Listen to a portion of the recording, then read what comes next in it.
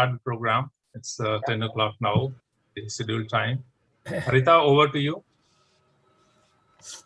Thank you, sir. Esteemed dignitaries, chief guests of today's program, faculty, and dear students, a very good morning to one and all. I am Dr. Harita Bulinedi, and on behalf of Genetics Club and Postgraduate School IRI, I take the proud privilege of welcoming you all to the 28th Dr. B.P. Pal Memorial Lecture. This lecture is in memory of Dr. Benjamin Pyari Pal, the first Director General of Indian Council of Agricultural Research.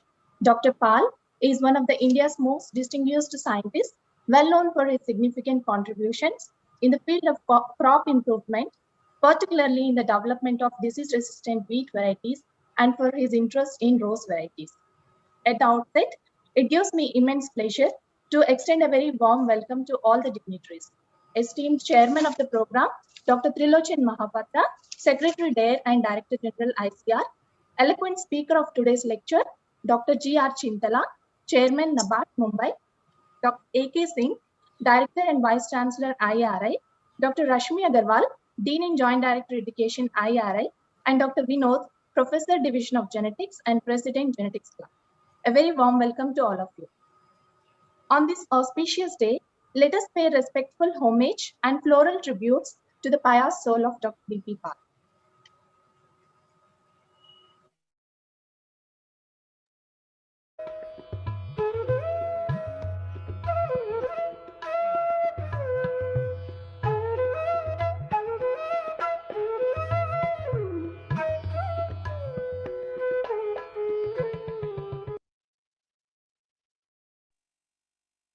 Let us now pay tributes to Goddess Saraswati with Saraswati Vandana.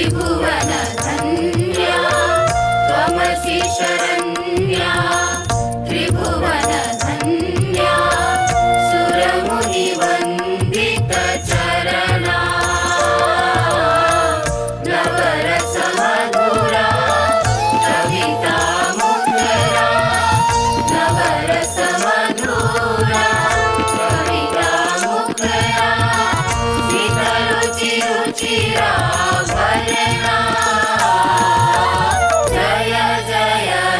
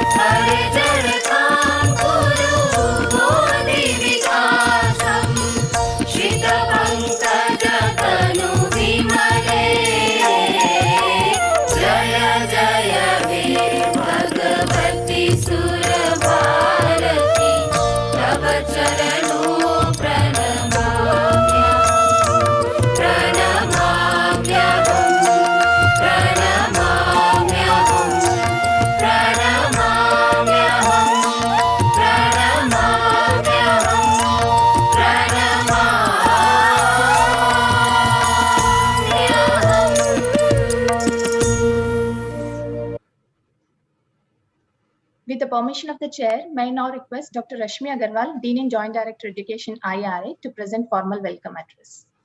Thank you, Dr. Harita, and good morning to all of you and very warm welcome on this occasion. On this occasion of 28th BP Paul Memorial Lecture being organized as Zoom webinar during this global COVID crisis, on behalf of the Institute and on behalf of Director IRI, it is matter of great privilege and pleasure for me to most profusely welcome Dr. G.R. Chintalaji, Chairman NABARD, Mumbai, who has been very kind enough to accept our invitation to deliver this prestigious lecture. This shows his love for science and academics.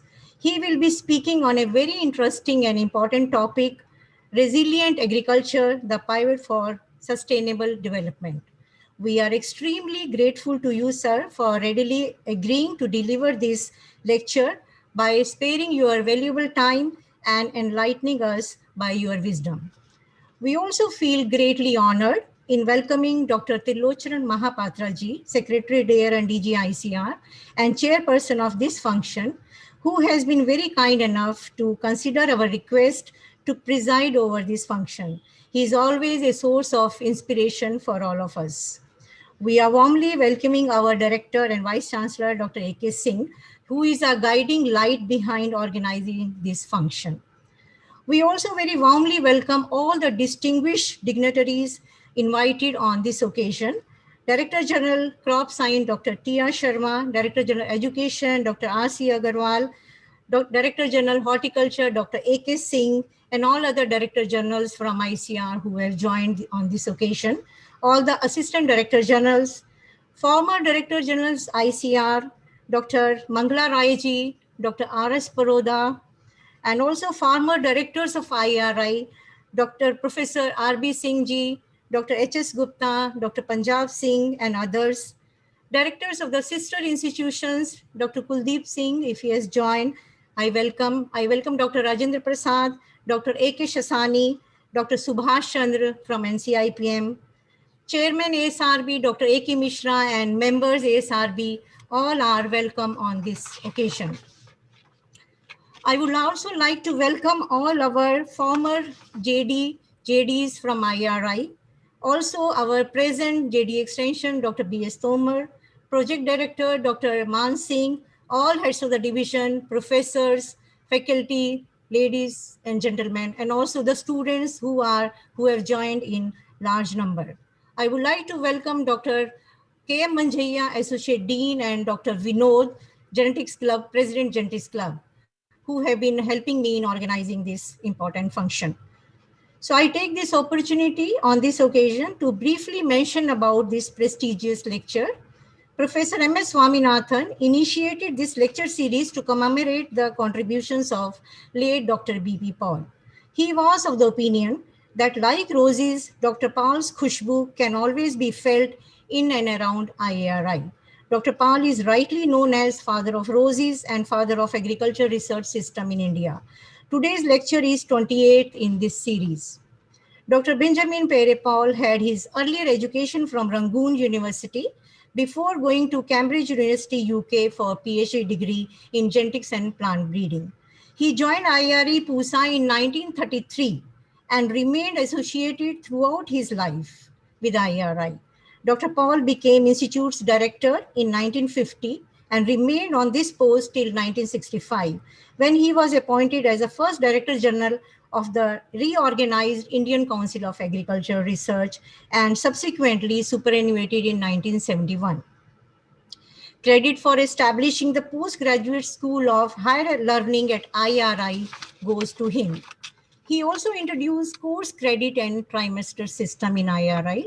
This institute is proud to have dedicated its central beautiful garden to Dr. B.P. Paul on 31st December 1971, as well as named IRA Auditorium and Art Gallery after him.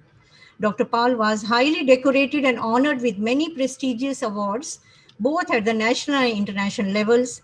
He was a recipient of Padma Shri, Padma Bhushan, and Padma Vibhushan. He donated major portion of his estate and property to IRI on the cause of agricultural research in the country. So we are very fortunate we have all joined on this occasion. I once again welcome all of you on this auspicious occasion. Thank you, each one of you. Thank you.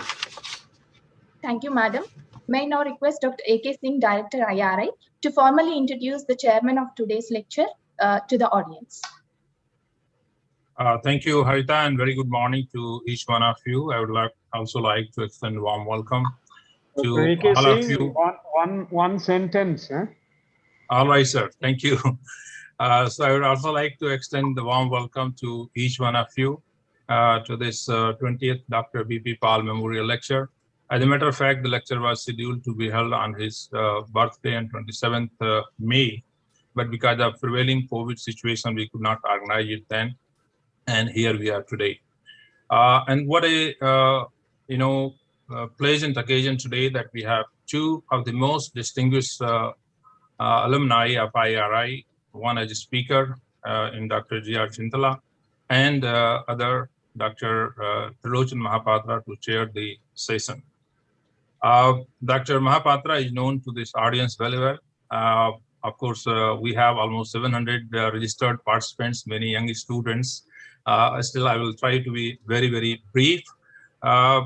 His journey from a peasant family to the topmost position of agriculture, research, and education in the country is a terrific journey. It's an inspiring journey. It's an incredible journey.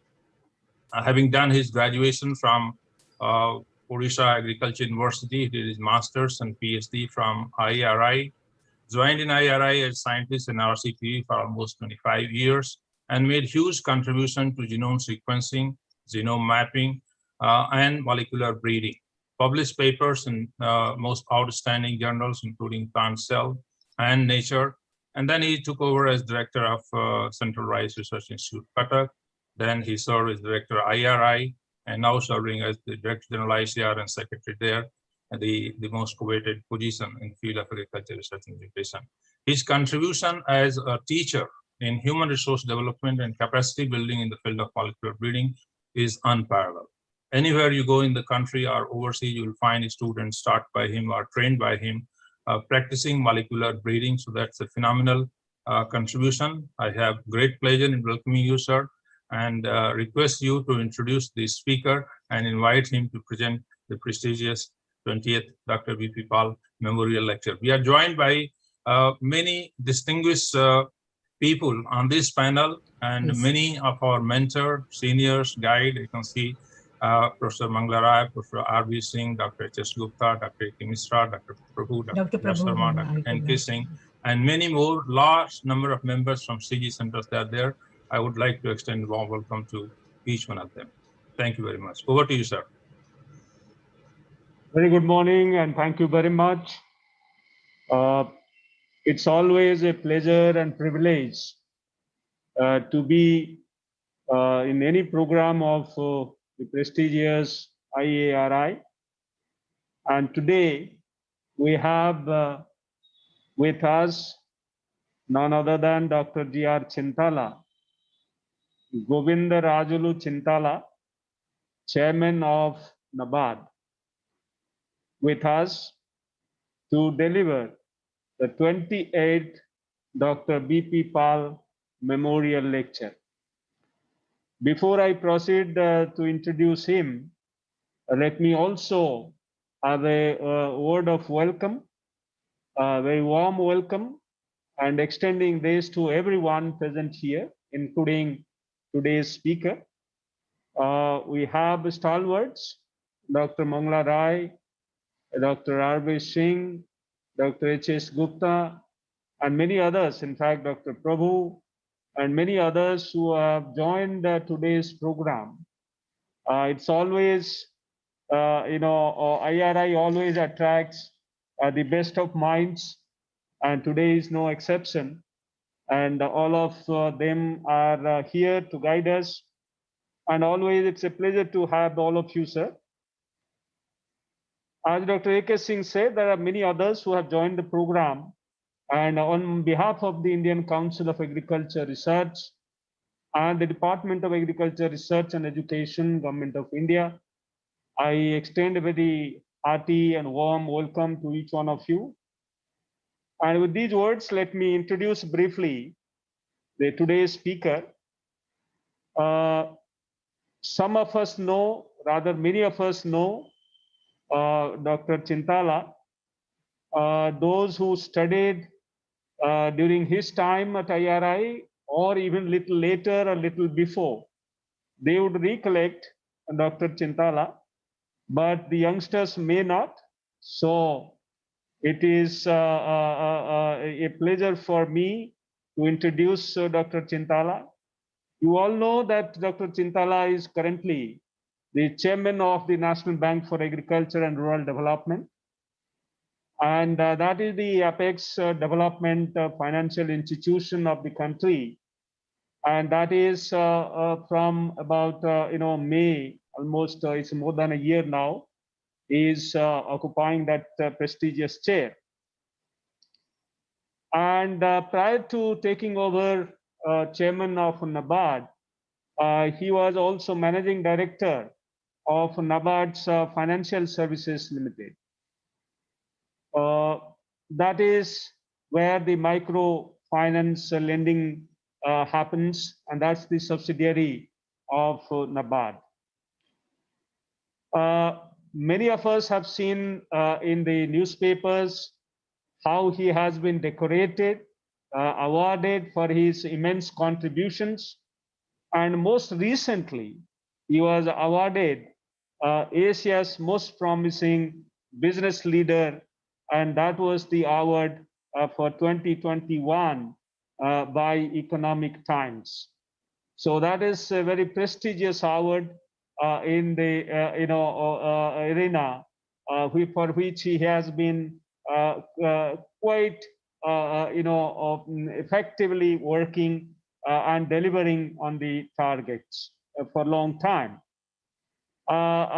He is on the board of several institutions, and mention can be made about IIM Ahmedabad, for instance, and of course Institute for Rural Management and several others. So that's what speaks about the kind of recognitions he has been receiving for his immense contributions. Those who are youngsters may not know, Dr. Chintala, in fact, studied at IRI, did his post-graduation from the discipline of seed science and technology, and subsequently joined NABARD through the campus selection, and that was the first batch, for direct selection. And subsequent to his joining, he worked in various capacities, and not only at head office, but many regional offices. In fact, including major ones, whether it is Delhi or Bangalore, or even Andaman and Nicobar Islands. So he has gone quite far in almost length and breadth of the country, in every region, to serve the bank and also serve the country. He was also the vice president of the Agribusiness Finance Limited, Hyderabad, and director of Bankers Institute of Rural Development, BIRD, located at Lucknow, one of the premier institutes of the developing world, which offers training, research, and consultancy services in the field of agriculture. And of course, agriculture goes along with rural development and rural development banking in particular. His 35 years of rich experience in NABARD, bringing him to this position, that is chairman and being chairman NABARD. Dr. Chintala, through this long innings, has played many significant roles in shaping policies and programs in NABARD. He prepared the roadmap for amalgamation of regional rural banks way back in 2006. And that led to the way for the consolidation of the regional rural banks. He also undertook an important assignment on the efficacy of Swarna Jayanti Gram Swarojagar Yojana in meeting the aspirations of the SCs and STs. That was commissioned by the Ministry of Rural Development. And the recommendation of this assignment coming out from his own experience that helped launching of National Rural Livelihood Mission as we know it today, and which is operating throughout the country. Dr. Chintala had also successfully introduced the producers organizations model. And today we talk about 10,000 farmer producer organizations. And particularly this model he introduced in Andaman Nicobar Islands. The pivotal role played by Dr. Chintala in the sectors of social and economic empowerment, particularly for rural women through financial inclusion, merits special mention.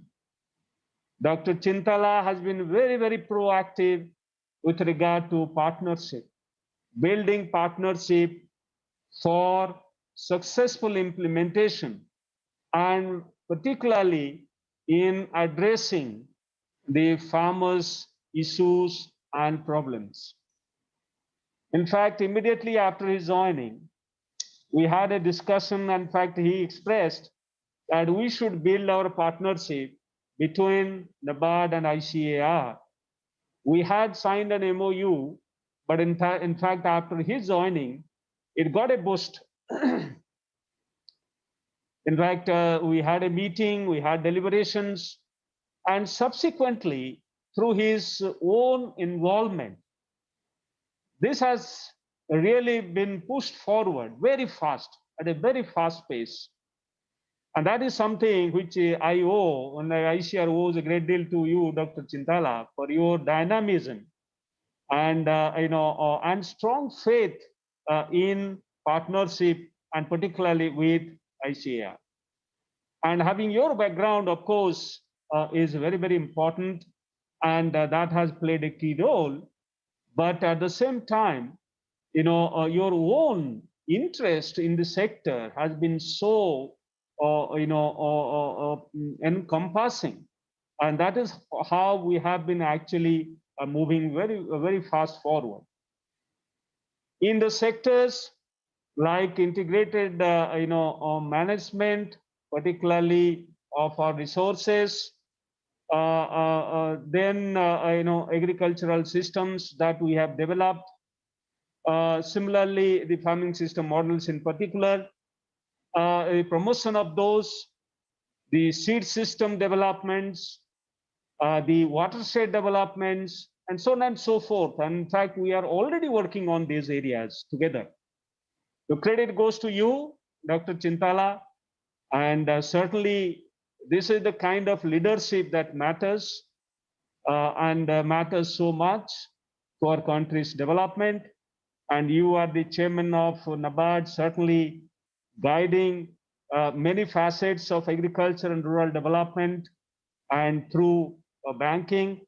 And we certainly, the council would certainly take advantage of this as long as you are there, and certainly we would continue this interaction further.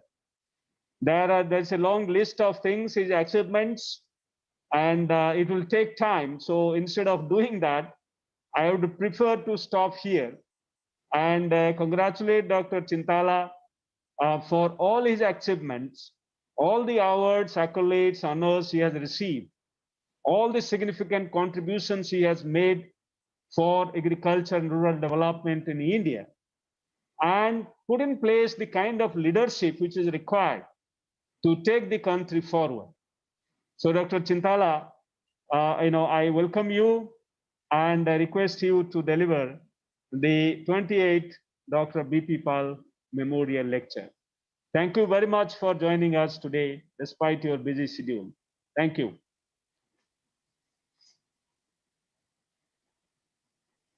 The floor is yours, Dr. Chintala. Please unmute. I think you are still muted or your volume is at low. Please check.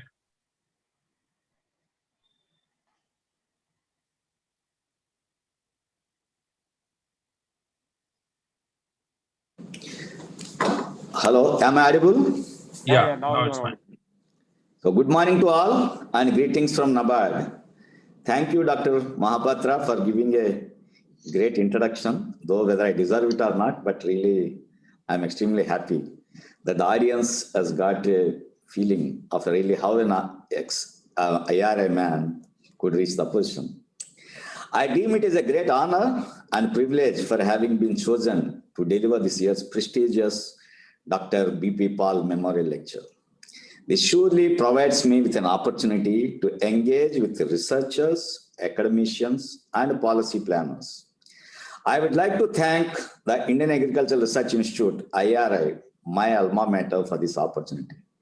This is a special and a nostalgic moment for me as I return to my alma mater for such a momentous occasion and share my experiences with you all. I can't skip paying my regards to my department, Seed Science and Technology, and IRI, because of whom I could reach this coveted position. I vividly recall my days in IRI between 83 to 85, and every day whenever we used to go to our library, we used to pass through Dr. P.P. Pal's Rose Garden, and we all used to wonder how a man can become so great in one's lifetime. And today, having read about him and also heard about him, really I feel that we are all pygmies before him, and he was such a legend. Since Dr. B.P. Pal as an institutional builder, this is what actually I can say about him. His contribution was very immense with regard to the plant breeding, whether it is wheat or roses or anything. But at the same time, he was a prolific writer with many books to his credit, and at the same time, a visionary institutional builder. As already apprised, that his 15-year term as director IRI saw the great role for that IRI and also starting of that PG school, of which all of us were beneficiaries. As the first Director General of the reorganized ICR, he was largely responsible for the first phase of India's Green Revolution. And Dr. Pal was the architect of All India Coordinated Research Projects on crops, animals, and fisheries, and also the other projects with which the state agriculture universities and central institutes are linked. In the testing times we face today, it is refreshing to draw strength and inspiration from such a towering personality. I am extremely happy for having been chosen for this 28th Dr. B.P. Pal Memorial Lecture, and I am extremely thankful to Shri Ashok Singh, who had called me and said that we want you to be the speaker, and really my joy knew no bounds as I am speaking in such a kind of a lecture where every one of us used to dream of. And it is my proud privilege to be here. And I am thankful to all the seniors who are there in the audience, Dr. Mangala Rai, Dr. R.P. Singh, and so many other luminaries who joined this one for this lecture. So I would just like to go ahead with my lecture, and many of you might be aware as to what is NABARD, but otherwise just for the sake of introduction, I'll say that NABARD, National Bank for Agriculture and Rural Development, was established in 1982, and the first balance sheet of NABARD was 4,500 crores. And today NABARD, after 39 years, that is we entered the 48th year on 12th of July, we attained a business level of close to around 6.57 lakh crores. That is close to around $90 billion. and it is one of the world's largest developmental financial institution for agriculture. I think nowhere in the world actually you have such kind of institution. And NABARD does quite a lot of work, right from giving loans at the subvented levels to the crop production, and also for the creation of the infrastructure at the farmer fields level, and also creation of infrastructure at the state level, which augments this entire agricultural production.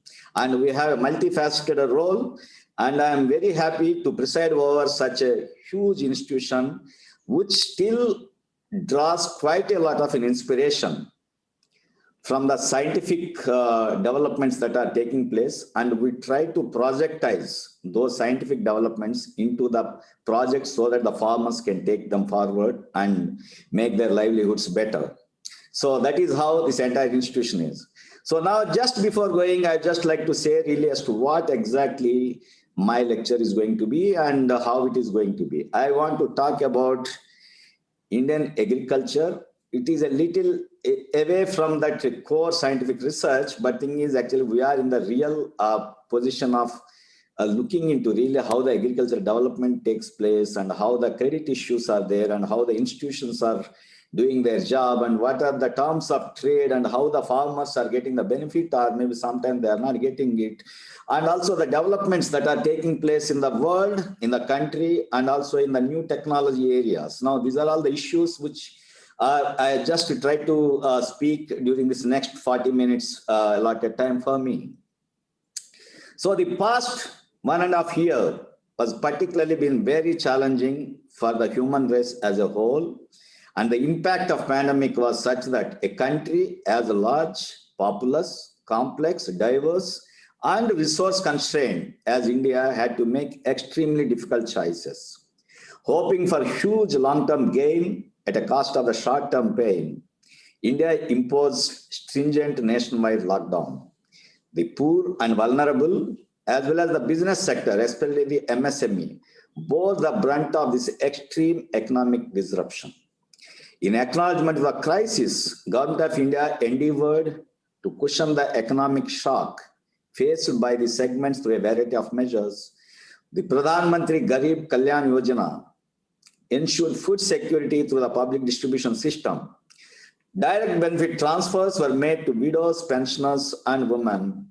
Additional funds were sanctioned for the Mahatma Gandhi Narega, and also debt moratoria and liquidity support extended to the businesses.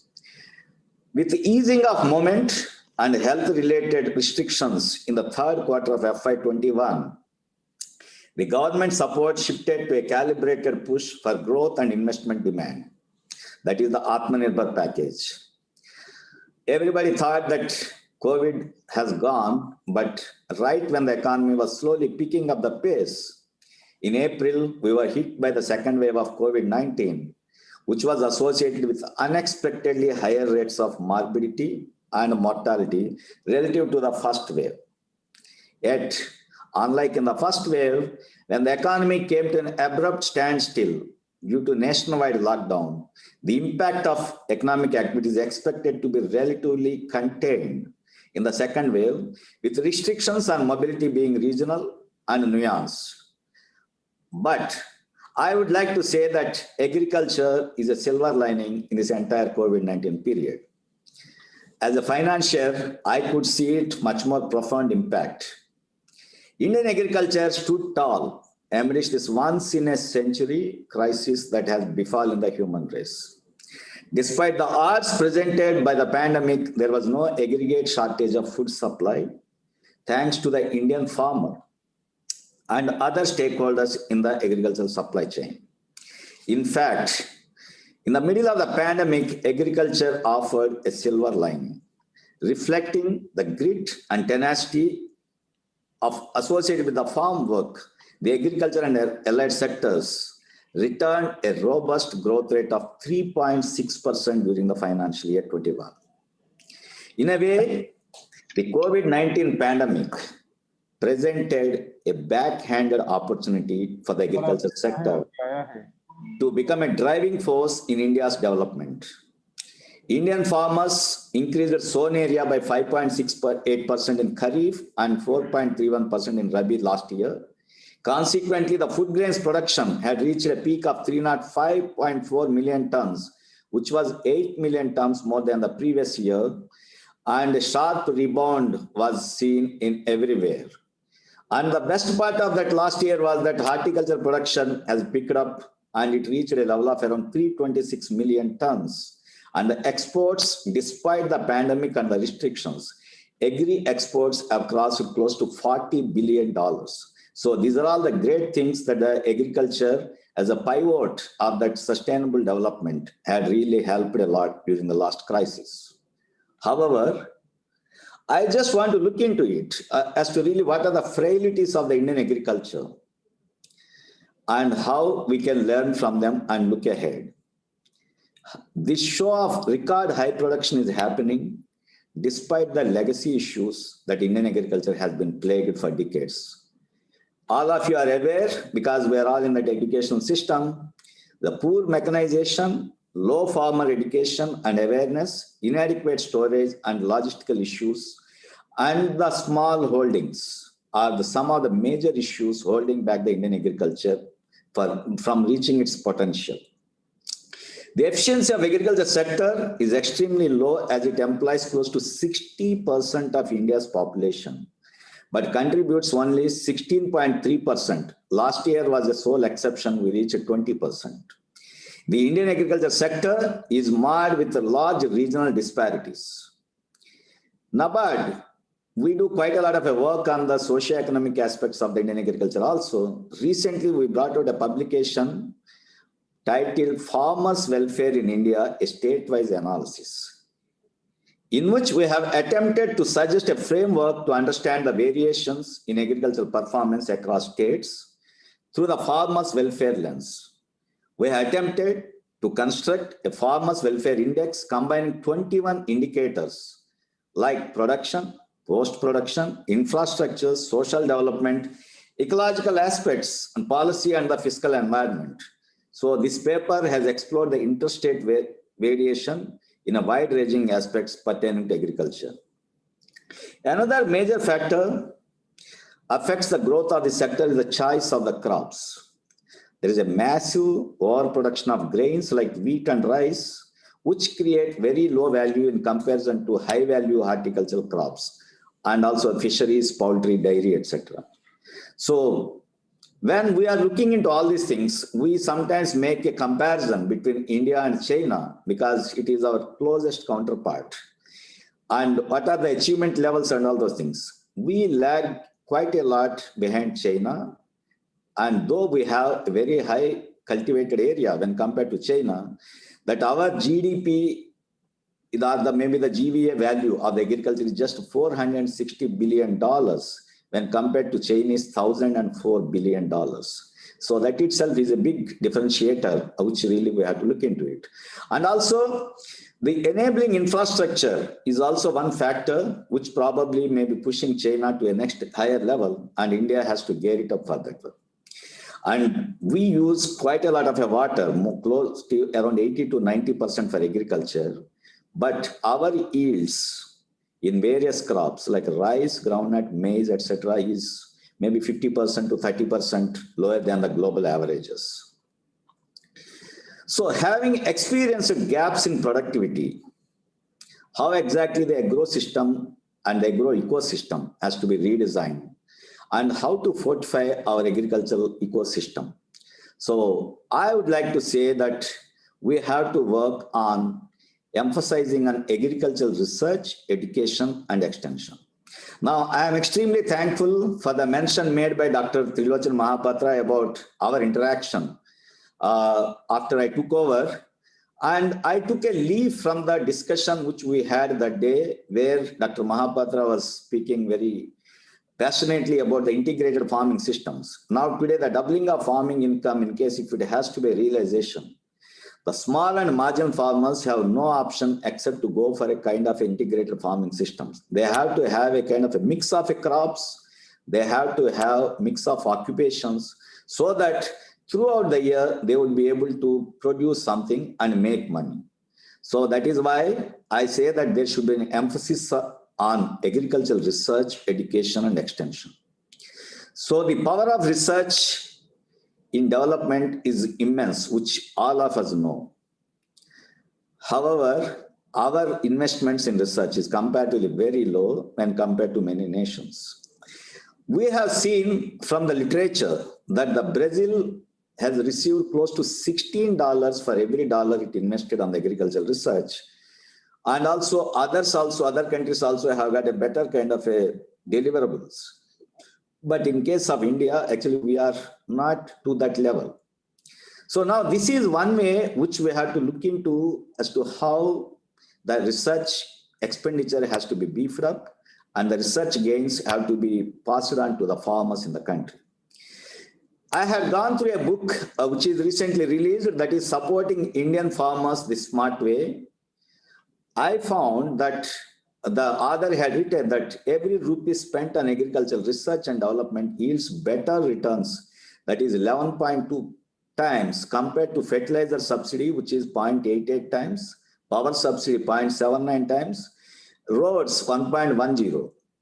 So the focus of research policy should therefore remain on improving efficiency of this entire crop production systems and the public research. Further, the barriers of technology transfer from lab to land be removed to stimulate the technology transfer and growth. There is a growing need to move towards transdisciplinary research, which has more to do with the transgressing boundaries among disciplines and actors, leading to a fusion among disciplines and partnerships. The future research needs to support a profitable, more productive and sustainable agriculture, laying emphasis on food and farm technologies that mitigate climate and also adopt a low carbon and low water regimes so that the biological responses would be very high. I can say that our country has reaped tremendous returns for its investment in agricultural research spearheaded by IRA and ICR. Expansion of agricultural technology has been instrumental in achieving the higher growth, food security, and poverty reduction in India. So the food grain production consequently had gone up from 51 million tons to 305 million tons. And the horticulture crops, which were hitherto unknown or maybe very small quantities, had surpassed 325 million tons. The green revolution proved very instrumental in providing the much needed stimulus to the agricultural production. And by augmenting HYV seeds, improved irrigation facilities, etc., we are able to get the benefit out of it. Development of infrastructure for agriculture, extension, irrigation and input supply, and supportive price played a crucial role in making the green revolution. But all these things need to be refurbished again, and we need to look into it really how this entire thing can be redesigned. This improvement in agriculture sector has helped growth of the many sectors, and we need to do something more than what we have done so far.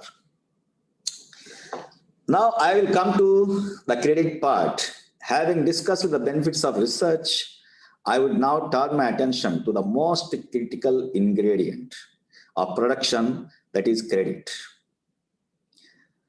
All of you are aware, and particularly we being in the financial system, actually we know really what exactly is happening with the cultivators level and the fragmentation of land holdings, really how it is affecting the entire production process. Smallholder agriculture in India, and the smallholders constitute around 86% of the 140 million cultivators today, is in the throes of a deep crisis. Persistent problems related to the sustenance of farmer households, availability of credit, and increasing indebtedness of small and marginal farmers have doggedly evaded easy and quick solutions and continue to perturb the policymakers. We should comprehend the magnitude of the crisis facing the small and marginal farmers and agricultural laborers amidst this continuity and change in institutions and policy frameworks. I just want to know from all of you and also pose a question whether returns from cultivation provide adequate sustenance to the farmer households. We should analyze the efficiency of the small farmer by revisiting the relationship between the farm size and productivity using the latest data and evaluate access to the credit, as well as the scale neutrality of credit over time and across regions. These are the few things which we have to do quite a lot.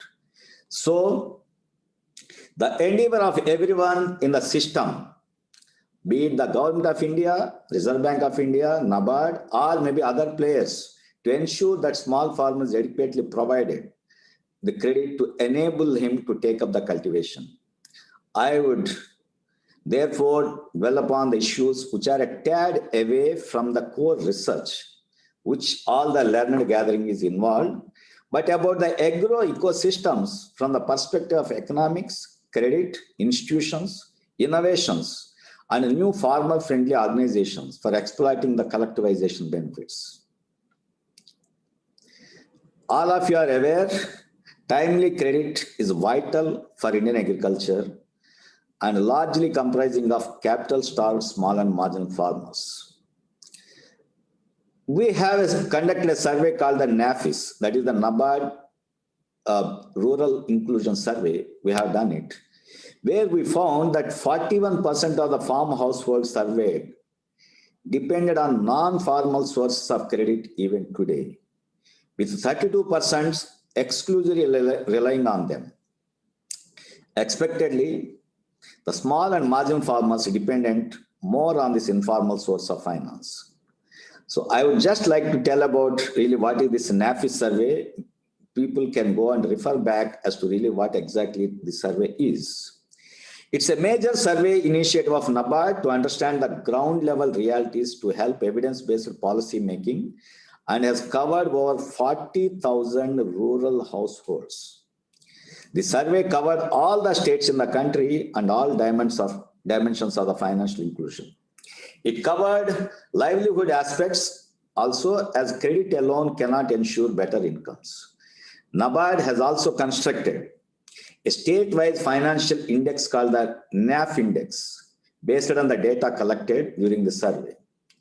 So the finance for agriculture from the formal financial institutions has been growing steadily year on year for the past 20 years. Many of you may recollect from 2003-04 onwards, the agricultural credit has grown by leaps and bounds from close to around 56,000 crores to 15.58 lakh crores till the last year. The Kisan Credit Card Scheme, which is an innovation of NABARD, reaches out to close to around 65 million farmers out of the 140 million farmers with affordable and sustainable access to the credit for crop production through mainstream banks.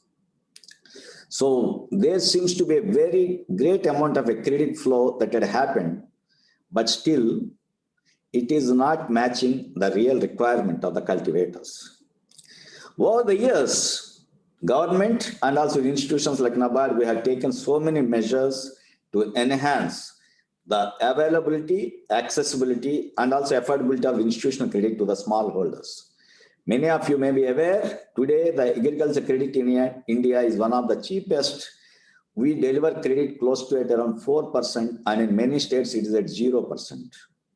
So with all these things given to the farmers, even during this pandemic period, the agricultural credit registered a double-digit growth of 11.3%.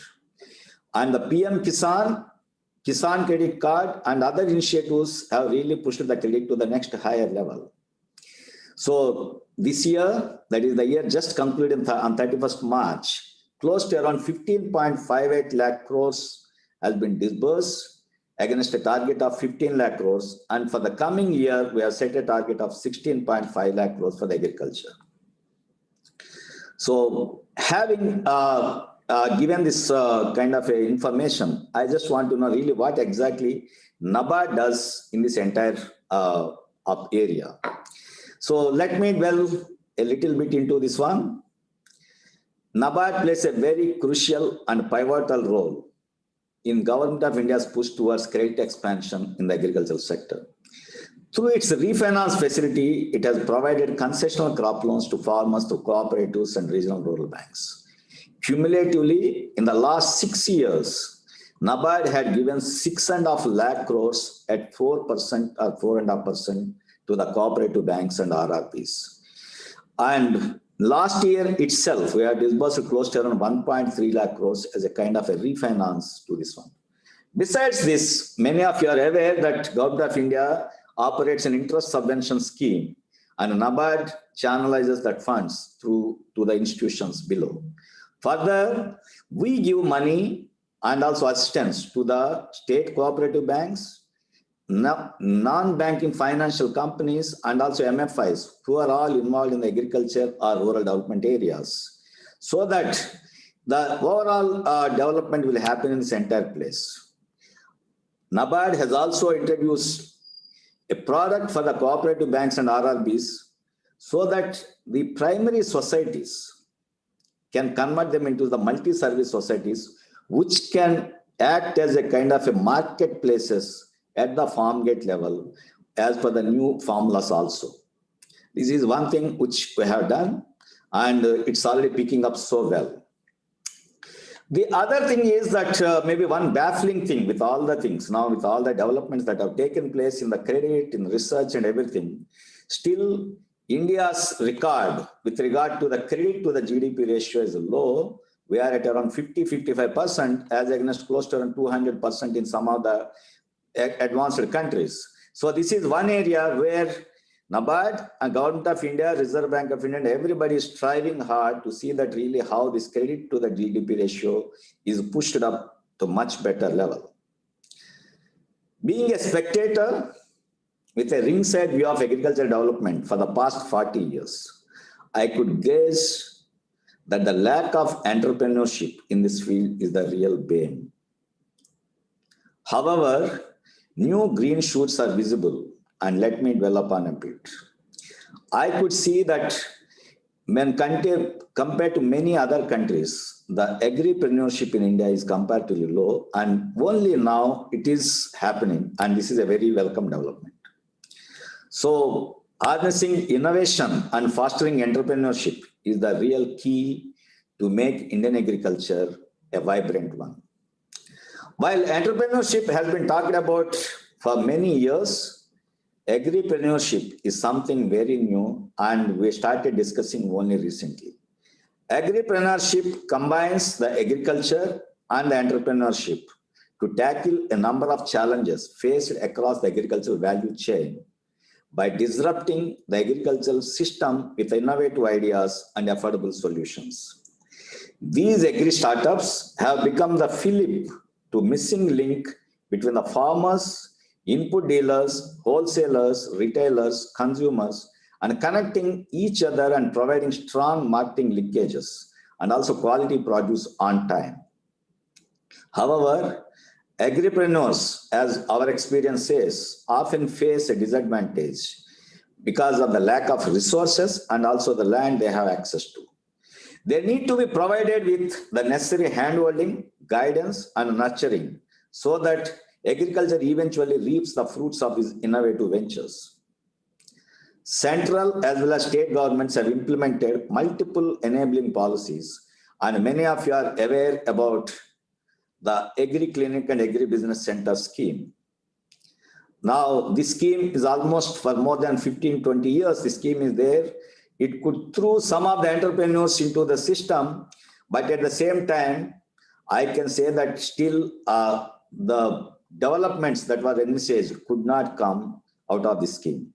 So to promote and nurture these agripreneurs and startups, now many people are working in this area. Some of them will be the private venture capitalists, and also the public kind of systems are there. ICR also has got incubation centers, and NABARD has also set up and upscaled some of the agribusiness incubation centers. Right now, we have 6 incubation centers working across the country. One is in TNAU Madurai, the other one is in Hisar, the other one is IIT Kharagpur, one at NARM Hyderabad, other one is at Gwalior Agriculture University, and 2 more with the Telangana Agriculture University and also that Banaskantha Gujarat Agriculture University. They are also in the offing. So what we have seen, wherever they have started working, these agribusiness incubation centers will facilitate the startups with necessary resources and business support services, marketing arrangements as well as finance to transform them into viable commercial entities. We have seen with our own eyes how these agri-business incubation centers in collaboration with the KVKs of that area have really brought quite a lot of a transformation to the process and also the production that is happening in those areas. However, I just want to tell about something about this one. There is a concept called a death valley. Many of you might have seen that startup literature. Startup literature, initially there will be angel funding and subsequently there may be some kind of a startup funding, and afterwards these new startups are put in the market and they have to fend for themselves. And in case the product is still not marketed properly, or maybe they are starved of the funds, actually this entire venture will run into an area called the death valley, where there is a high probability that a startup will wind up due to lack of steady revenue and also scarce additional funding, and leaving this very vulnerable for the cash flow requirements. So now, this is one area which we have seen, and agripreneurship or maybe the startups in agriculture are also not immune to this kind of a death valley. So to encourage these new startups to pass through this death valley phase, NABARD has set up a catalytic capital fund of 100 crores for supporting such rural and agri startups. And many of you may be aware, NABARD has few subsidiaries, and one such subsidiary is the NAB Ventures. It is a wholly owned subsidiary through which venture capital growth equity funds are invested in early to mid-stage startups in agriculture, food-based business and rural financial services to boost this investment ecosystem in the core areas of agriculture and rural livelihoods. Now, this already during this particular year, we have done close to around 10 deals in varied aspects, right from the maybe aggregation levels related to the weather and something into that customized meat and other solutions. And so many things are happening in the ecosystem. And there are close to around 1,200 startups are working in agriculture. And we are trying to look into it as to really how to support them so that they can give greater service to the agriculture. So having discussed this entire agripreneurship and many developments taking place, I would like the attention of every one of you towards one very crucial aspect that is rightly missing right now in the country, is that skilling and nurturing of the rural youth for the livelihood opportunities. Many of you might have seen that today in India, we have so much of a demographic dividend, but at the same time, there are not much of skilled workers. So now the time has come for us to look into this in a much more serious way. And the unprecedented migrant crisis was a major catastrophe that emerged during this pandemic. And during that period, we conducted a survey as to really what exactly the people are doing who went back, the reverse migrants. And it was found that more than 70% of the reverse migration happened due to unavailability of employment in these urban centers where they migrated. But 55% of these migrants wished to go back to these cities. This was primarily due to lack of livelihood generation opportunities in the rural areas. That is where I wish to apprise this August gathering, that really we should do something beyond the normal agriculture, also the rural ecosystem. How the rural youth, mostly the people from the agricultural families who are found surplus in the village and who cannot again do the same work what others are doing in the same field, they should have a kind of access to the technology, skills, and so that they can become a good entrepreneurs. So these entrepreneurs have to emerge from the large manpower that is currently getting disguised employment in the agriculture sector. So this is one area which we all have to work on it. It is therefore imperative that we focus on shifting this extra manpower from the agriculture sector and provide them with the necessary skills to get absorbed in the non-farm sector activities. Besides the government efforts to promote skilling and entrepreneurship to the rural youth, it is important for the private sector also to ensure these capacity building activities are in line with the needs of the industry. NABARD does quite a lot of work in this area. We conduct the micro-entrepreneurship development programs. We get the livelihood and entrepreneurship development programs. And also we are conducting the skill-oriented training programs. But still, going by the enormity of the scale and also the number of people to be trained, I feel that it's one institution is not enough. Everybody has to jump into this kind of a thing so that the rural youth are trained adequately, both for the agriculture and also the non-agricultural occupations. So that is one area which we have to really work on it. So all these efforts are the small stepping stones in the right direction and would require further collaboration and deliberation by the agri research community on how these agri startups can be made more efficient and impactful. How can young agri graduates be nurtured to build a profitable future in agripreneurship? As I was there on the board of few of the training establishments like IRMA and others, I could really see how the agripreneurship and also the other aspects should be concentrated upon. And IRA and the ICR, other institutes and agricultural universities also should make this as one of the courses in the curriculum, that apart from giving the technical training, we should have some kind of a course on that agripreneurship, because no more formal employment is an option. Actually, the entrepreneurship is an option. How can science and innovation be utilized to transform the smallholder farmers into entrepreneurs? This is one area which we have to teach in all the academic institutions. And most importantly, how do we channelize the financial resource and investments to transform agriculture into a viable enterprise? I would like that together we ponder over some of these most pertinent questions and should arrive at some kind of a solutions in due course. Agricultural production, as we are all aware, at aggregate level is witnessing tremendous growth. Even during the pandemic period, it did so well. But is it translating into sustainability at the individual farmers level? This is an issue which we have to look into it.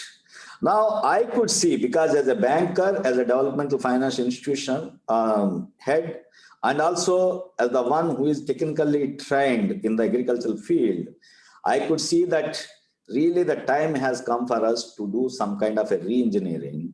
And I will say that 2 or 3 things which we have to do in that re-engineering part. First thing is, we have to do that revamping the agricultural value chain has to be revamped. As I was telling earlier, unavailability and lack of access to good quality inputs, large post-harvest losses and lack of integrated value chains are legacy issues that have plagued the Indian agriculture. In fact, the entire agricultural value chain, that is beej se bazaar tak, needs to be modernized, and that is the endeavor. So what we are doing, actually now there is a farmer producers organizations. A major issue that plagues the small and marginal Indian farmers is the lack of bargaining power. As we have seen, from 70 to 2021, the farm holding size is gradually reducing to that abysmally small level. The small and marginal farmer is almost lost his bargaining power for procuring farm inputs or selling his produce. So a viable solution has to be developed. And we found, maybe after a few years of experimentation with our money, we found that farmers producers organizations is going to deliver the benefits out of this collectivization. So FPOs work on the collectivization model and significantly enhance the bargaining powers of small and marginal farmers. The FPOs have resulted in reduction of input cost, lesser distress sale among member farmers, and new opportunities to the small and marginal farmers. FPOs have also allowed for value addition and primary processing of produce, thereby enhancing marketability and greater returns on the agricultural produce. NABARD has been a flag bearer and an innovator in this segment. And in the last 8 years, we have not only conceived, we have rolled it out, piloted, and supported close to around 4,878 FPOs so far, with grants of more than 200 crores. Now, out of these FPOs, almost close to around 60% of them are already getting quite a lot of financial assistance from the banking institutions and others. So that itself indicates the collectivization has got a great power, and it is the future of the Indian agriculture when land holdings are getting so marginalized. So the government of India had taken a cue, and based on the successful experimentation, now we have come out with a scheme called the 10,000 FPOs by the government of India, of which NABARD is one of the premier implementing agency.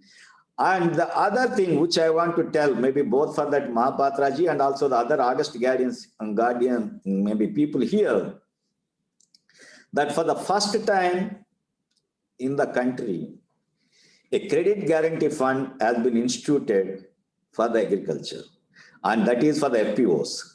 NABARD and Government of India in the 50% sharing of that a capital of 1,000 crores, we have established a credit guarantee fund, and a new subsidiary called NAB Samrakshan has already been registered, and we are almost about to enroll the FPOs into this one. So the moment the credit guarantee fund comes, the bankers may not feel hesitant to give money to the FPOs, and that is what the requirement. And further, we have seen, because now I move around the country even during this pandemic, and I have seen quite a lot of FPOs. They are doing a business right from 50 lakhs to 15 crores. Now imagine that 50 lakhs to 15 crores is something which is a very great. So that is how that entrepreneurship is coming in the farmers level. And also that maybe to have a kind of a midterm review, really whether FPOs are delivering the goods. Actually, we conducted a kind of a midterm study, and we found across states, almost around 6 to 7 states when we did the study, we found that close to 35 to 50% of the extra benefit the farmers within the FPOs are getting. So now this is the future of the agriculture in India, and really Indian agriculture is undergoing a paradigm shift. More than that, actually, I could see that the moment the agriculture is getting collectivized, they are taking so many other social issues also related to health, sanitation, education, etc. also into their fold. Then what is the next point? Because apart from the collectivization, the next one is with regard to efficient usage of resources for the sustainable agriculture.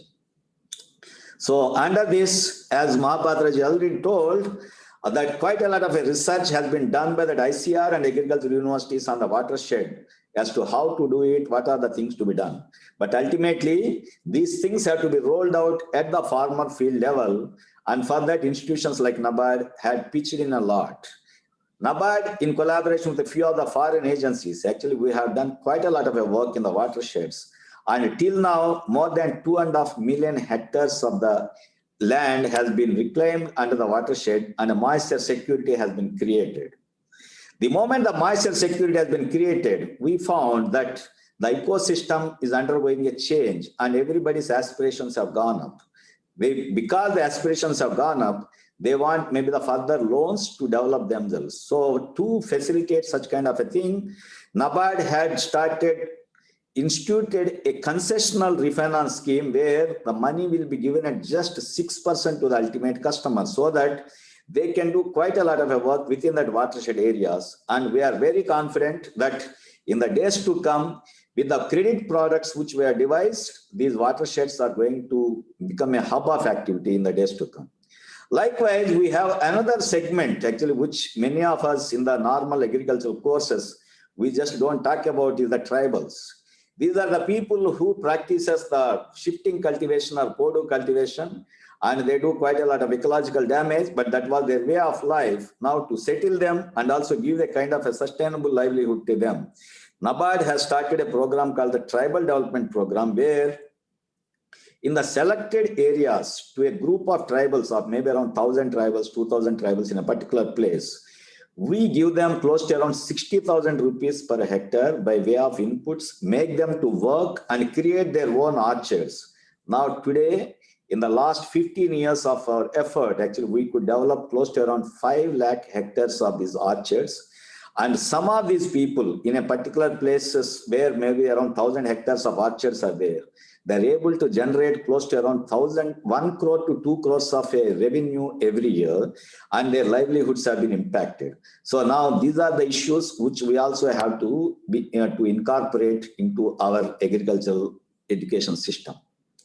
Then the third most important thing, which really everybody is talking about, and I can't skip it, and that is that climate change initiatives.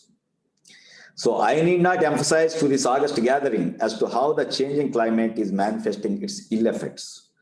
One can see it in the form of unprecedented heat in the Northwest Canada and US, or severe heat and forest fires in Siberia, frequent cyclones in Arabian Sea, which was hitherto unknown, and heavy downpours and frequent cloud bursts, which we are experiencing today. And in the morning, actually, I was reading one of the newspapers where actually a beautiful article was written about that synthetic biology. This was more to do with the climate change as to and how this entire agri ecosystem can be changed.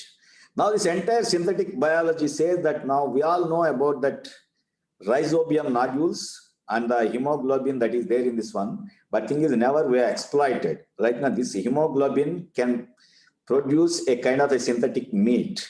Now, actually, if you go through that article, they say that somebody in the US has already come out with a technology where the normal pulses, they extract along with this rhizobium nodules extract, giving exactly the same taste of a beef.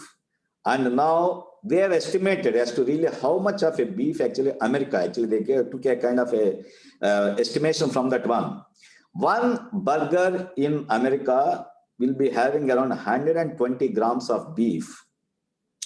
To produce this 120 grams of beef, animals have to be reared and they should be fed with minimum 5 to 6 kilograms of a grain and also the grass.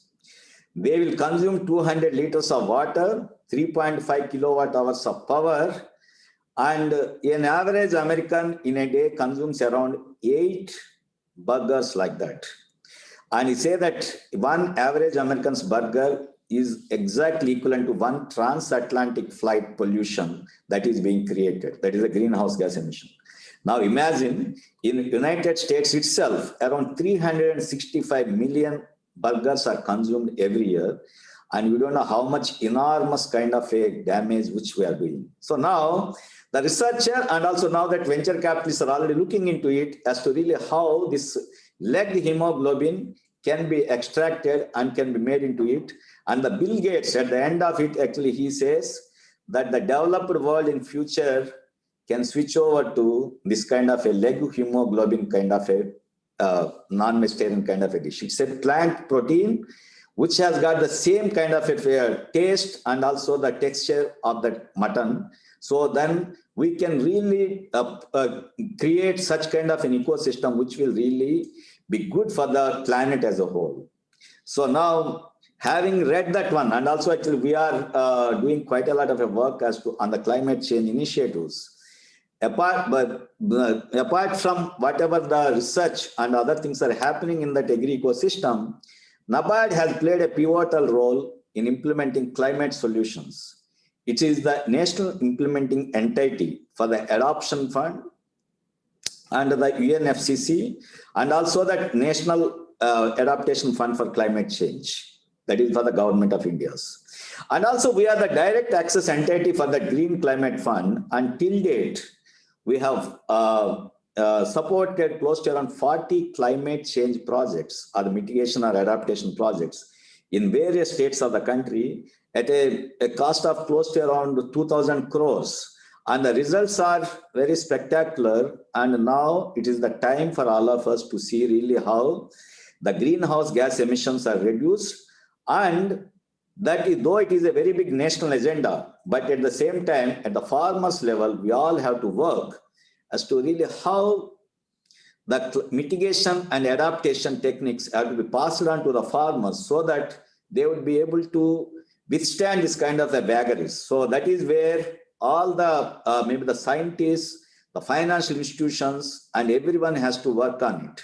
As I was mentioning somewhere, saying that now it is the time for the entire financial industry to devise the green products which have got a bearing on that entire climate change. So now that is one area which we have to work on it. So as the broad policy around resource efficient climate smart agriculture continues to evolve, there continue to exist significant research gaps. It is here the premier research institutions like IRA have an important role to play.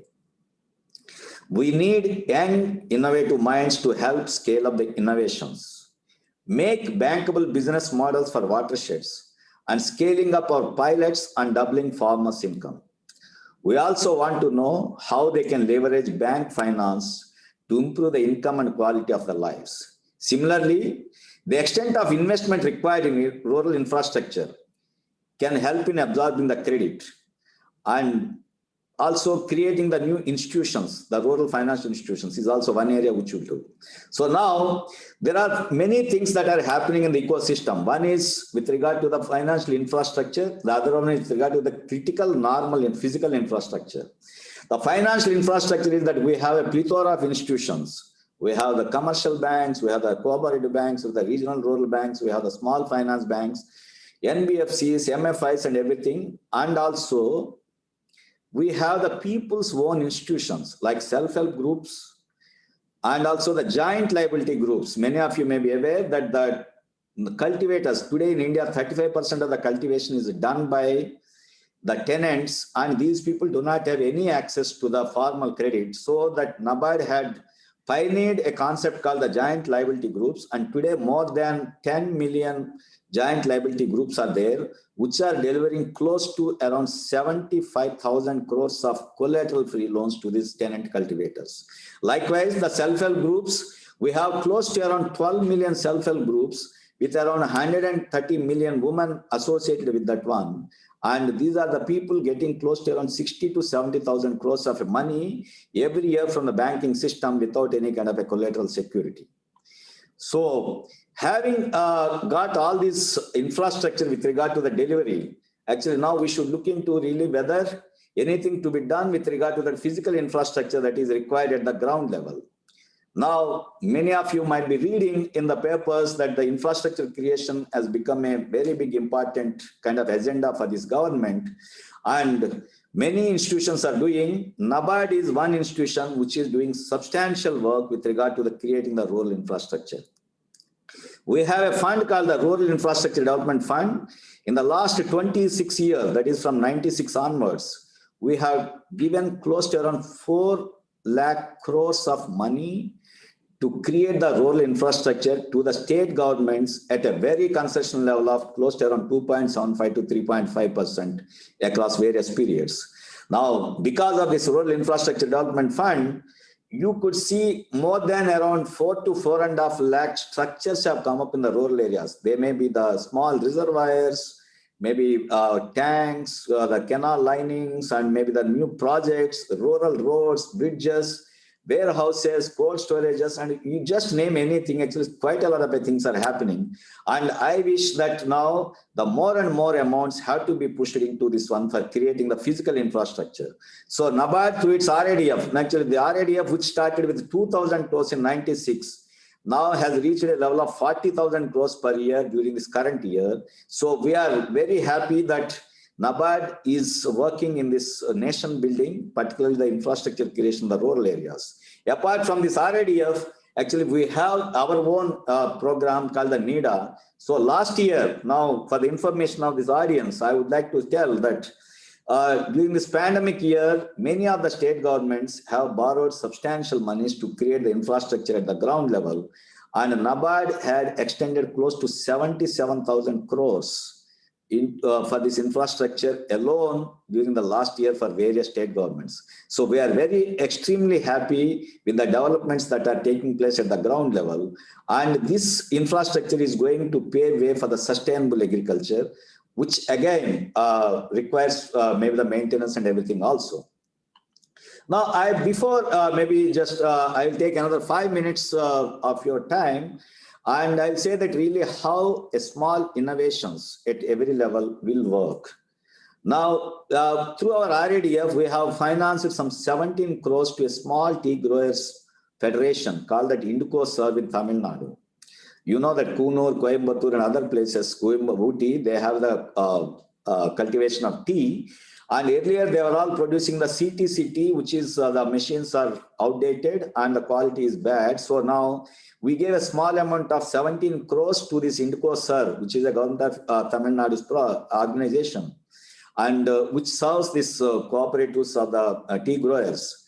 So with this modernization, suddenly they have switched over from the CTC to that orthodox tea, and their tea is already getting exported. So now, by seeing this small intervention, I could see the tremendous change that had happened at the ecosystem level. So now I feel that very confident that in the days to come, this kind of a small interventions are going to make a big change for that entire Indian agriculture. So I could I have so much to say, but still the time is a constraint. So now I would just like to come to my last part. With my training in the agricultural science, which gave me a deep insight of scientific temper, I could visualize now as one presiding over the largest development financial institution for agriculture anywhere in the world, and would like to place before you the way forward, which I feel is appropriate from my perspective. Before doing that way forward, I just like to recall the quote of Leonardo da Vinci. Many of you might have heard about him, the 15th century innovator, sculptor, and so many things. He just wrote even 6 centuries back saying that I have been impressed with the urgency of doing, period. Knowing is not enough, we must apply. Being willing is not enough, we must do. Really, it's a very profound statement which he made, and whenever I read this one, I feel really we have to do something, because all of us know quite a lot of research work is happening everywhere. But how much of it can be projectized and how much of it should be made into a kind of a benefit-oriented application to the farmer.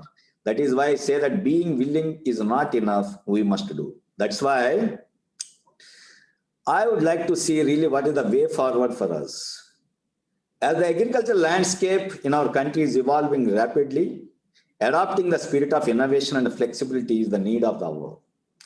In face of stagnant agricultural production, fragmented land holding, and increasing population pressure, high-tech agricultural practices like soil-less agriculture, protected cultivation under greenhouse and polyhouse, hydroponics, aeroponics, vertical farmings are necessitated to increase the agricultural productivity.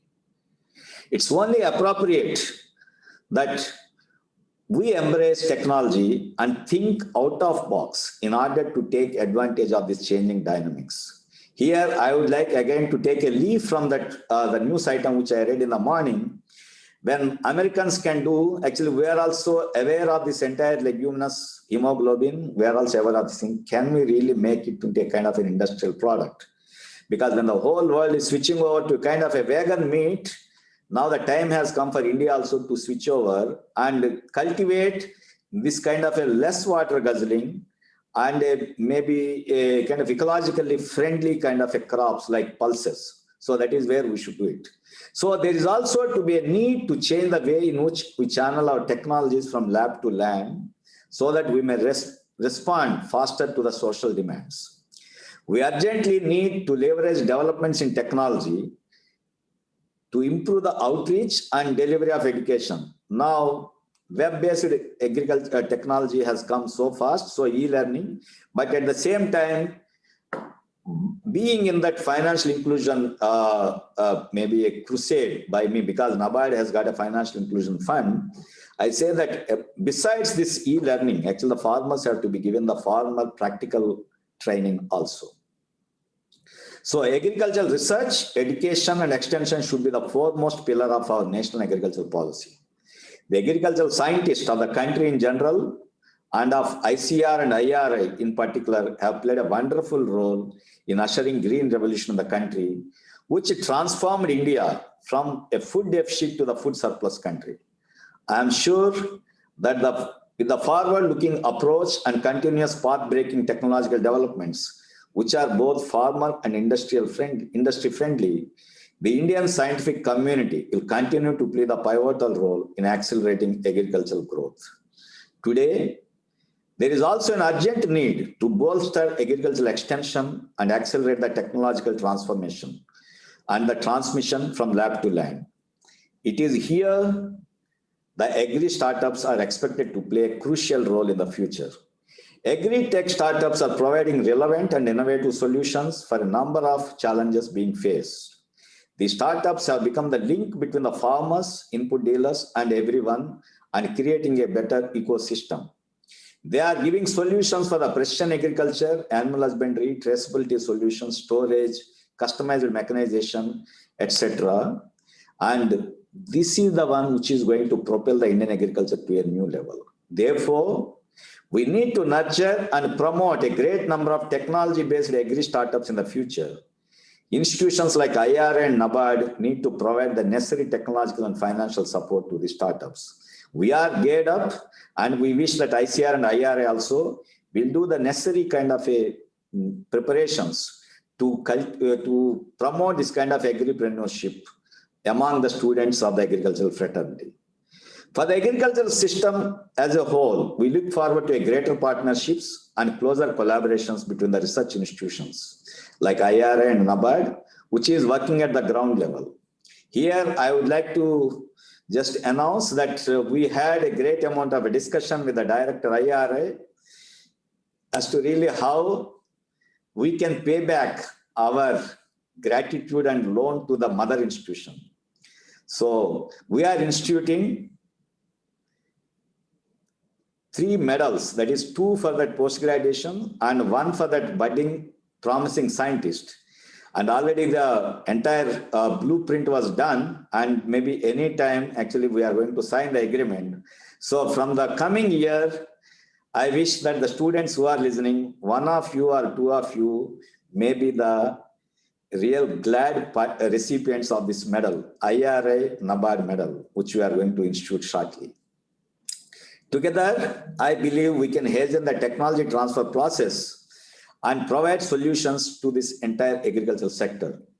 So there is a great synergy between research institutions, NABARD and Government of India, and collectively we can really transform this entire agriculture and herald a new revolution and create a sustenance to the small farmer who is otherwise really having his own problems. So ultimately,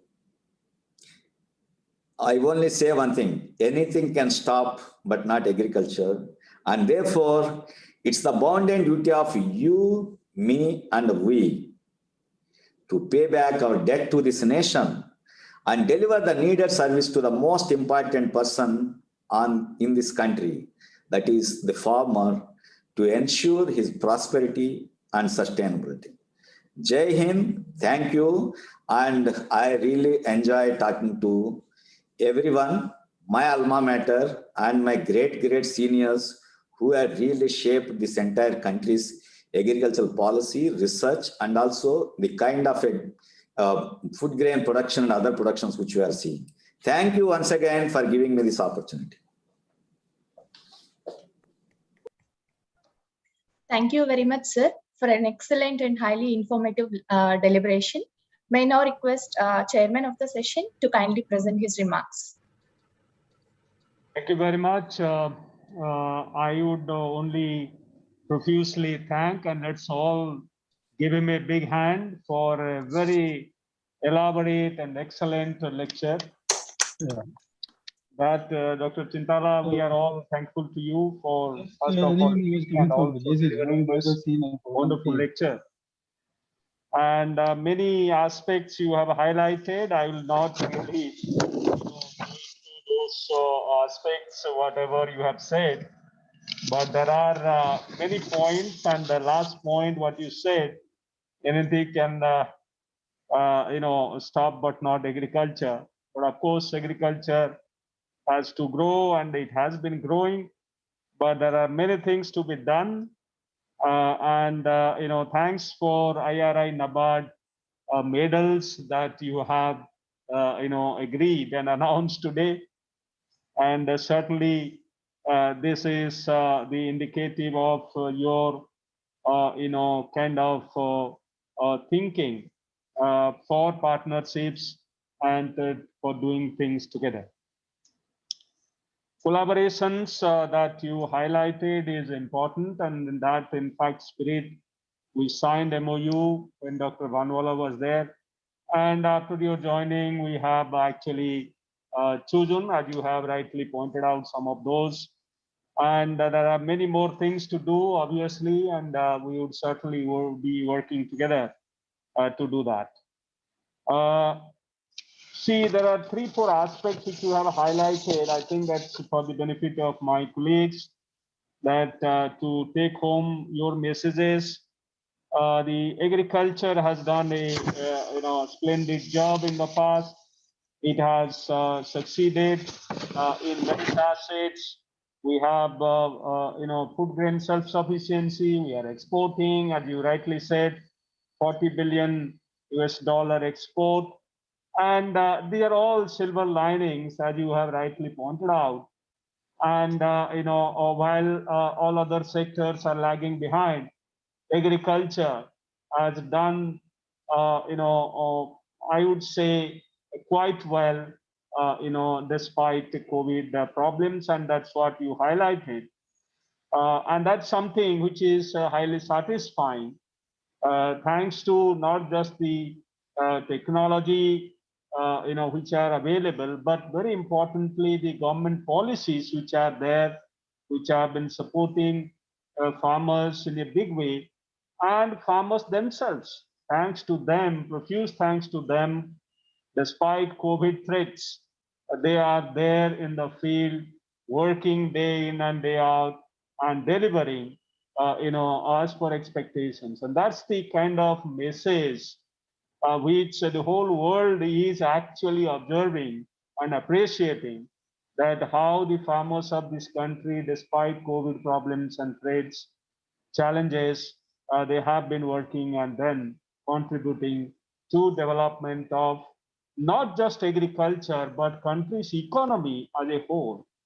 Because had agriculture fared badly, and had we not have sufficient food grains in stock, the kind of support we have provided to more than 800 million people, probably it would have been difficult, to supply the food grains free. So that is something which you highlighted in the beginning. I think that everyone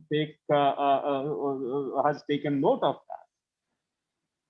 But certainly, the Indian agriculture has all its frailties, all weaknesses, and we all know those weaknesses, and there are many legacy issues which continue to be there. And addressing each one of them might take some more time because it's a complex country, and dealing with them has not been very easy, and because changes are not always appreciated. So and changing the mindset and attitude of people at the grassroots level, has not been easy and would not be easy as you go along. So these, kind of weaknesses in the system, there's a lot of things happening, but relatively a slow progress on that front, which is there. Certainly, the kind of study NABARD is doing, as you rightly pointed out, in terms of farmer welfare index, that would provide quite a bit of insight. Though you didn't elaborate, I believe that the interstate variations and then other variations on the parameters that we have chosen and how different areas are performing. So I believe that would be a kind of guidepost for planning, revisiting what we have been doing in terms of development activities, and then you have delved deeper into that and how one can start with research and go to various, developmental activities, including credit, building infrastructure, and so on and so forth. I will not go into those details which you have said. But with regard to research, certainly, I do agree that research being done in the laboratories, and that's what Honorable Prime Minister keeps emphasizing, that, the scientists had the habit of, doing research and then forgetting there, getting satisfied that my job is over.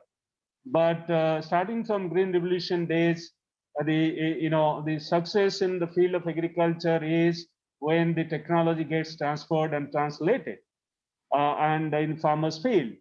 And in fact, that aspect still remains the relevant aspect of development in the field of agriculture. So I believe that without engaging ourselves in tech transfer adequately, I don't think the revolutions would be there in the future as well.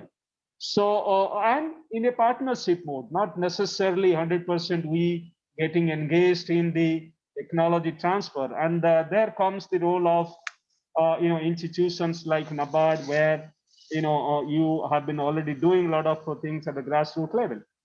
And our own strength in terms of frontline extension, having our KVK system, and through the KVK system, and working with the state governments in the process of this partnership, and of course, working with other institutions at the ground level, the non-government organizations and other voluntary organizations. So many such institutions that with whom we are working, and in fact, whatever progress we see, these are the things which every one of us are doing at the grassroots level, and that is how things are moving.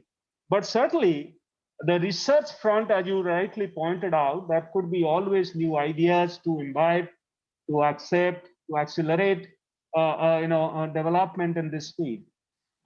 You cited one or two examples, but I think the human ingenuity has no limit, and out of box and going beyond is one cannot imagine what else one can really think about. And institutions like IRI, as you rightly emphasized, can do much more than what we have been doing. Of course, what we have been doing has been very, very important. If we have overflowing food basket today, the credit goes to institutions like IRI. So, but then, the diversification and low water and, in fact, low carbon agriculture, as you pointed out, I think that's the key. Sustainability, you pointed out, is the key, and how the profitability is also the key. So these, are very challenging ones. So on one side, you have to have profitability. Other side, you have to have sustainability, and with low carbon, low water footprints in the environment. And they are all challenging things. And in fact, we are doing quite a bit of things. There will be some other occasion to deliberate on that, and all that. But then still, there would be certainly many more aspects to actually dwell upon and do intensive research to come out with newer technologies in many different areas. Of course, the gaps that we see in terms of productivity, that is a matter of concern. And, we need to really build on to. When we compare this at the national level and the regional level, the gaps are, quite different. At national level, the average is taken with all kinds of complex situations prevailing in this country. And if you go to states like Punjab and all that, you see the gaps are too much narrowed down to bare minimum in case of comparisons with Punjab. But when you go to other states, obviously, there are glaring differences with world, kind of productivity scenarios. So that these are the kind of things which you have to really see. Your study on regional variations and all that would help us. How do we really address this issue and improve productivity at the national level, by addressing the gaps in the regional level, and those regions which are actually lagging behind, they are taken on board, and they contribute to these productivity gains at the national level. So I think this is a big challenge, and we need to really work more on this.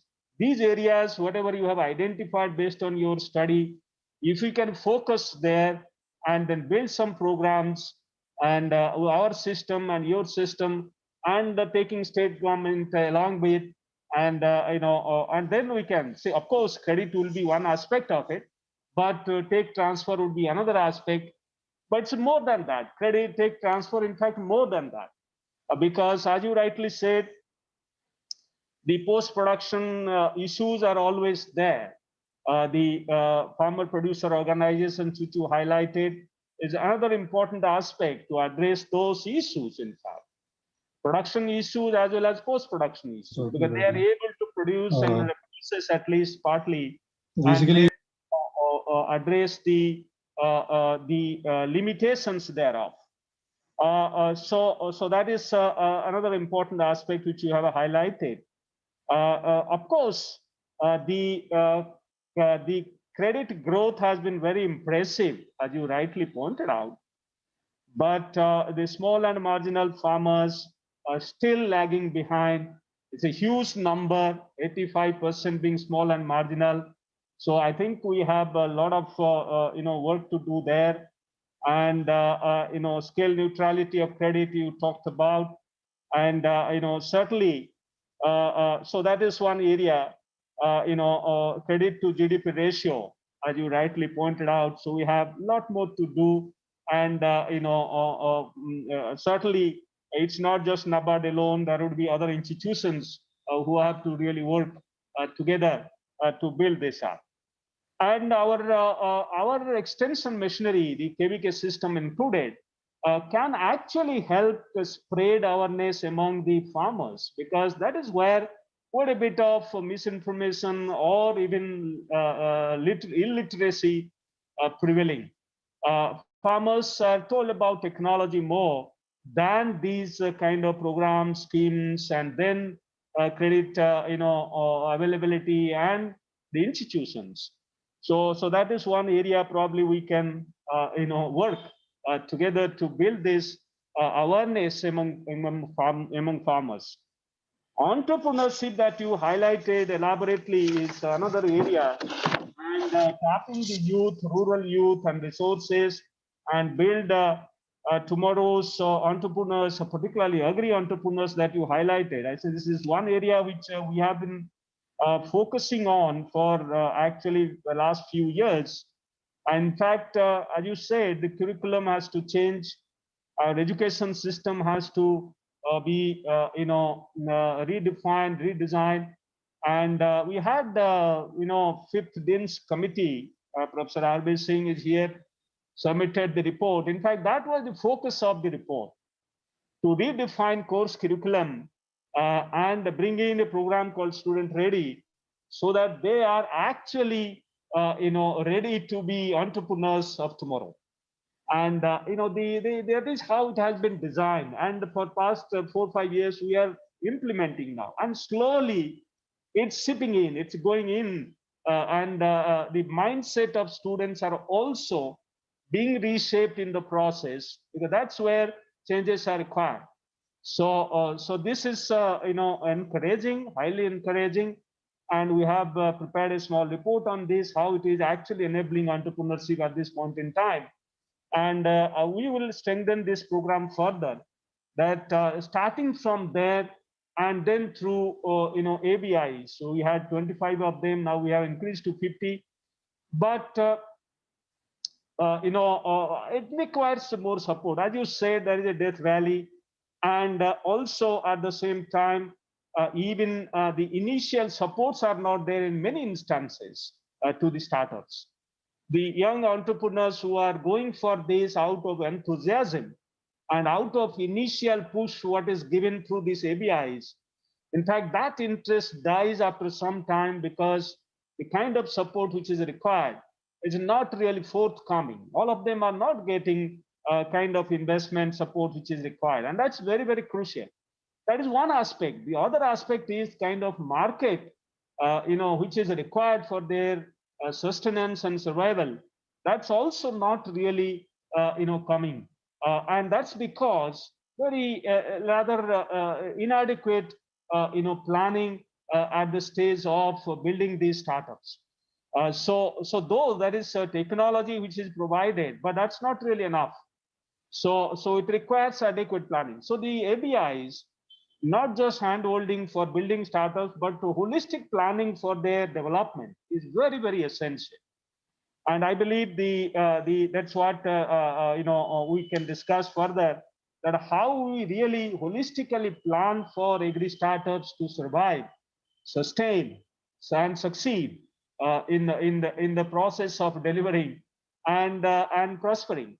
So I think this is something, one area I believe we can. And our system that we have built, we are trying to also build in some kind of financial support in the beginning. But with the NABARD programs, we can actually elaborate this. Not just creating, phrase agribusiness incubators, but there are maybe quite a number of them. If you can actually build them further to have as many startups as possible, successful startups, and planning entirely for them, that would be very, very useful. And I believe NABARD support would be quite crucial for this. I'm sure transforming the agri value chains, revamping them. I think this is one area which you have said, other legacy issues which you have highlighted. I'm not going to details, time is already gone, it's going to 12 o'clock. And I'm sure we should be able to plan our research and, a paradigm shift in terms of doubling farmers' income. Thanks to Honorable Prime Minister, he keeps giving such slogans and then calls on everyone to really, think differently. So that is how our focus shifted from production to income increase. And today, through these APOs and kind of business that being done, you highlighted. So certainly it's a paradigm shift. But for this country, which is so big, 10,000 is actually small, actually. And one has to really, again, if we can reach that target and go beyond 10,000, that will be actually essentially required. Think about Northeast, where hundreds of different kinds of things can be done, whether it is orchid production, whether it is organic production of pineapple, or, you never think actually. So it can be saturated with those, and then farmers don't have to really struggle to fend for themselves, but institutional mechanisms and support system through FPOs would be there to allow agriculture to flourish, and in the process agri entrepreneurs to flourish. So all would be a kind of situation. And I'm sure your credit guarantee scheme, that funds that you are creating, that would go a long way in providing support in this direction. And I'm sure, as we go along, it would be a further rosy picture of Indian agriculture. There are a lot of weaknesses. We know that, as you rightly pointed out. And whether it is kind of related to our small and marginal land holdings, or our socio-economy, per se, or the rain-fed agricultural situation, and so on and so forth. So we have tremendous limitations in the country, but agriculture, research, extension, as you highlighted, are very, very important. And I hope we will be able to satisfy as a system, the requirements of Indian agriculture. As you there is sky is the limit, and as you have said, that being part of the system with so much of understanding of agriculture and and then passion to do more. That's what was visible in your deliberation. That being passionate to do more, and always whatever is done is less, and you like to do more. And so obviously that is what is indicated, and your rural infra development fund would be going in a big way to provide the much needed strength in the rural areas. That's a big problem even today, the infra problem, agri-infra problem in rural areas. And I'm sure as it is being reshaped, and with your passionate involvement, we should be able to move forward much faster.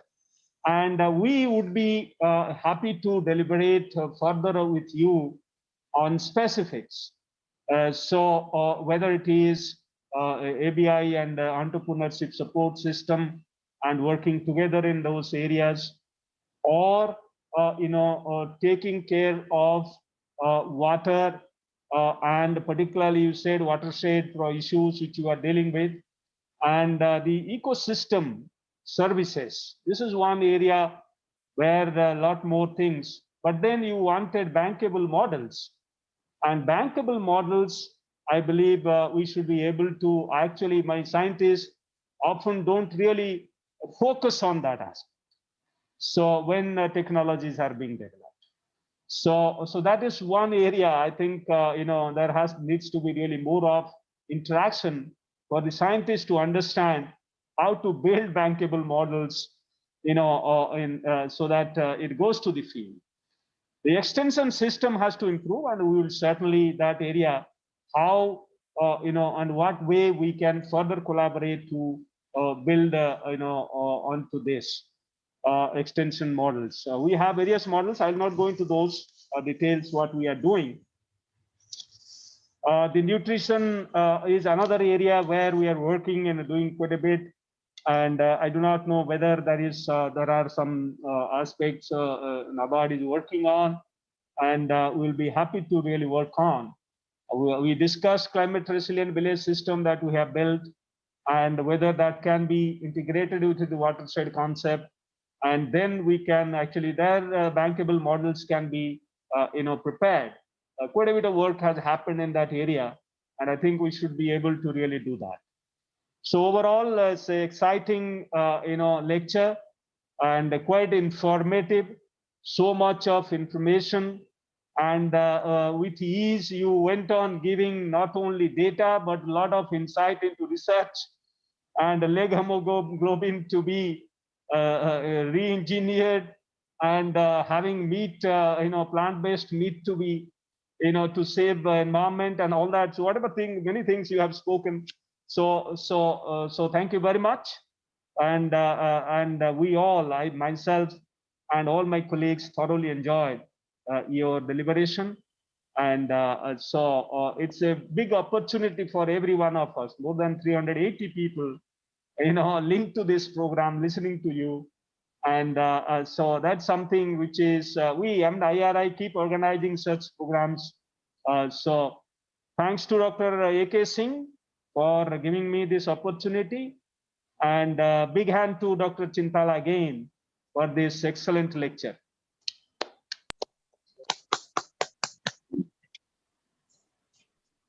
Thank you very much, sir, for the insightful remarks. And for the benefit of audience, particularly students, we have brought out a publication from Dr. Chintala's lecture, and it is made available at our website, www.iri.res.in. Students can visit our website anytime and download the publication. May I now request Dr. A.K. Singh, Director IRI, to present a memento to both Honorable Chairman as well as wonderful speaker of today's lecture, as a token of our love and respect. Thank you, Harita. It has been a great pleasure to listen to Dr. Chintala and the remarks by the Honorable Chairman. At ICRI, we look forward to work closely with NABARD in the area of ecosystem services, farmers, producers, organizations, carbon farming, agri startup, and transfer of technology, and we will work out specific programs to really take it to the ground level. Thank you so much. I have great pleasure in presenting Coffee Table Book. It's a publication which has been brought out by IARI. It entitles ICR IRI, A Paradise of Bird. Bharatiya Krishi Anusandhan Sansthan, Pakshiyon Ka Swarg. And what we have done in this, we have tried to capture as many as 78 species of birds. Roy, be a little slow. So 78 species of bird which exist on this campus, and this is these are captured through the lenses of our scientist, Dr. Pralay Kumar Bhaumik in Division of Genetics. And we have our Anirban Datta from Agricultural Chemicals, who has done research in finding the details of these birds. So there are total 78 species which have been captured, and they are documented in this Coffee Table Book. Our efforts is on with the, a lot of support from our Director General, and we are trying to augment it further. We are still missing about, say, 10 or so, and we are trying to capture them. This publication was released by Honorable Union Minister of Agriculture and Farmers Welfare on the occasion of Foundation Day of ICR on 16th July. So it is my great pleasure to present this Coffee Table Book. Though virtually at this point of time, this will be delivered the hard copies to both our Honorable Chairman and the Speaker shortly. So with that, I would like to thank you all. And I think 1 or 2 more pages to go. You can see the photography, the ingenuity, how it is captured so precisely. The pencils being taken by the parrots, the birds. It has some of the migratory birds which have stopped only for 10-15 days on IRI campus, including the European rollers and number of them.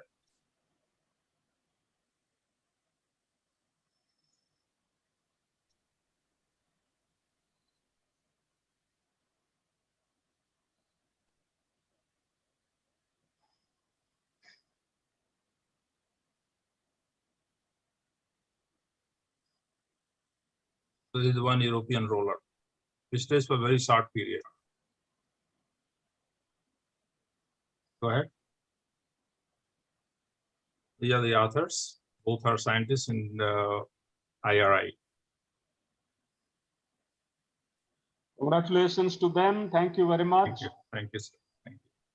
Thank you so much. Thank you very much. I will now request Dr. Vinod, Professor, Division of Genetics and President, Genetics Club, to present formal vote of thanks. Honorable Chairperson of today's function, Dr. Tirulochan Mahapatra, DG ICR and Secretary Dear, our esteemed guest speaker, Dr. G.R. Chintala, Chairman NABARD, Dr. A.K. Singh, Director IRI, Dr. Rashmi Agarwal, Dean and Joint Director Education, distinguished dignitaries, faculty members, and students. I am privileged to propose the vote of thanks on this important occasion of 28th Dr. B.P. Pal Memorial Lecture. First and foremost, I would like to extend my heartfelt thanks to our special guest, Dr. G.R. Chintala, for taking out time from his busy schedule to deliver Dr. B.P. Pal Memorial Lecture. Thank you, sir, for enriching us with your enlightening lecture on resilient agriculture, the pivot for sustainable development. I would also like to thank my sincere thanks to Dr. T. Mahapatra for graciously consenting to chair today's event and for his valuable remarks. I express my gratefulness to Dr. A.K. Singh for his initiative and inspiring guidance in organizing today's event successfully. I take this opportunity to thank Dr. Rashmi Agarwal for her wholehearted support in making this event a great success. I would also like to thank all the distinguished dignitaries, Professor R.B. Singh, Dr. Mangla Rai, Dr. Punjab Singh, Dr. Anil Kumar Singh, Dr. R.C. Agarwal, Dr. T.R. Sharma, Dr. H.S. Gupta, Dr. A.K. Mishra, Dr. K.V. Prabhu, Dr. H.S. Gaur, Dr. Malvika Dadlani, Dr. N.K. Singh, and many others for gracing this occasion with their presence. And I would also like to record my deep appreciations to all those whose untiring efforts have made this event a success. I owe special thanks to Dr. R.R. Burman, Principal Scientist, Agricultural Extension Division, Dr. Harita, Scientist Division from Genetics Division, Dr. K. Manjaya, Associate Dean, and staff from PT School for their valuable contributions in organizing this event. I would also like to thank all the heads, professors, faculty members, scientists, and students for their presence on this occasion. Once again, I thank each and everyone for making this event a success. Thank you. Thank you, Dr. Chintala. Thank you so Once much. again, Thank you.